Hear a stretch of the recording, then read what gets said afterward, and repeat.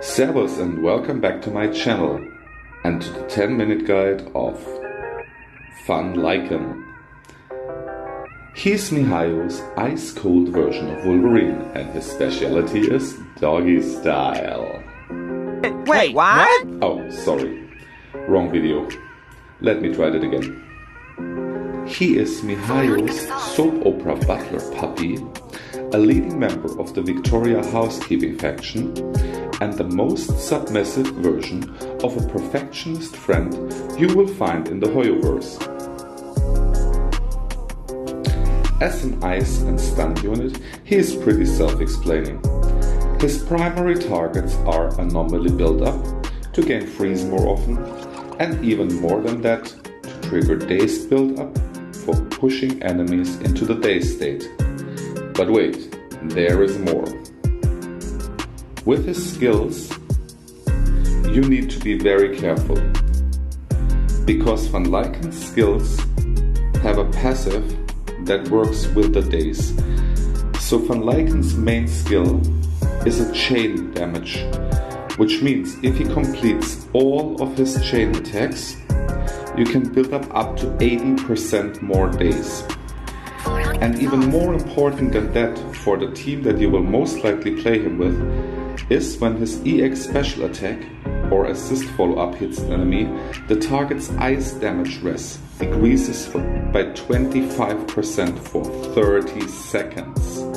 As for his sets and stats, you of course have multiple options. His best weapon is of course his signature weapon, the Restraint, which you can buy in the shop for 600 of the coins. So it's quite easy to push up over time if you want that too. As for his disc drives, there are multiple options, but by far, as a stun unit, the Shockstar Disco set rules them all. In addition, since you will only, or nearly only, make ice damage with him, Polar Metal as an offset or a 2-point set will be your second best option. His stats should be most likely crit damage and crit rate, maybe with a little bit anomaly proficiency or attack power percent. In slot 1, 2 and 3 as substats. In slot 4 you can go for crit rate, crit damage or attack power, with attack power being the least valuable of those three. If you don't reach around 50 to 60% crit rate, you should stay with crit rate. If you get more than that without that rule, you can go for crit damage. And of course, since he will most likely make ice damage bonus in slot 5 will be your best choice here. His most important rune as a stunner is slot 6, where he definitively has to go for impact.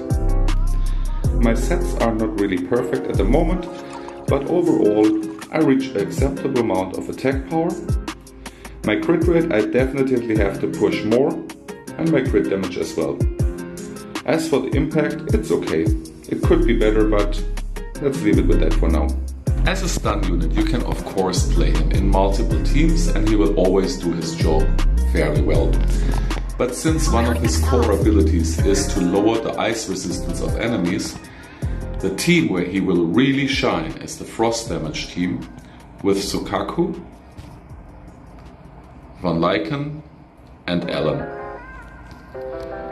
If you pair this with a shark bamboo, which increases the ice anomaly buildup, you have a real damage team that rules them all. He will also work in combinations with the Victoria housekeeping faction, of course.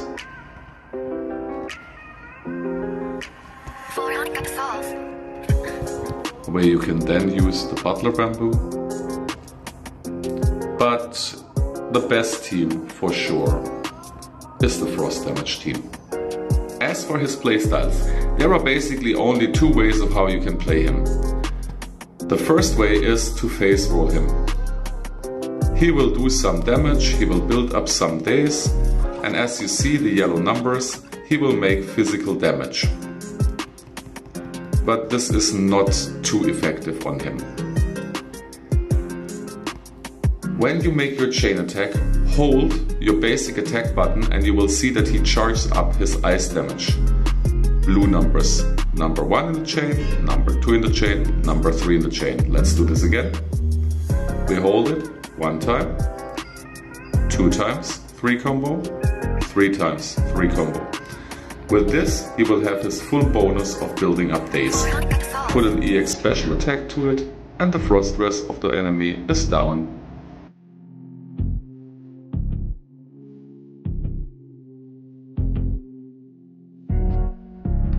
Okay, party people, it is time to showcase a bit what he can do. And there he is, Mr. Furry Tail Butler. Of course, the perfectionist, like always, with a watch in his hand as soon as the battle starts. Let's go for some stun bonus, and we start off with the appetizer. Chain number 1, chain number 2, chain number 3, successfully through. Sukaku comes in. We load 3 times the flag, 2 debuffs, and there's number 3. He's fully charged. A little bit damage for me, but that doesn't matter too much. And Alan charges in. Directly freeze. This quick freeze is already effective Van Lycan's passive. The fact that he reduces the freeze resistance helps to make bosses far more accessible to be frozen. Number 1, number 2, number 3. Freeze damage down. Sukaku buffs, double buff, increased ice damage, and 1000 attack power. Alan comes in and we see the big numbers running. More damage of Alan. The annoying evasion phase. We all know it. We all don't like it. We all have to do it. And back to Van Lycan. Number 1. Sukaku loads up again. 2 stacks, 3 stacks. And waving flag. Here comes the big damage. Chain attack into Alan. Alan's damage number 1, already 50k in the chain attack. And we finish the boss off with the ultimate. And there they go. As you see, Van Lycan makes the runs faster and more efficient. I hope you enjoy my video, I hope you enjoy my content, and if you do so, leave a like on the video, subscribe to my channel, and follow me. And I'll see you in the next one. Thanks for watching, and bye bye!